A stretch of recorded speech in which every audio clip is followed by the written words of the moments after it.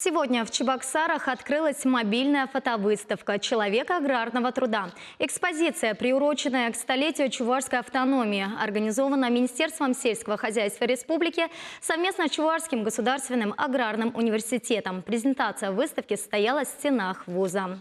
21 стенд экспозиции рассказывает об основных этапах становления агропромышленного комплекса Чувашии.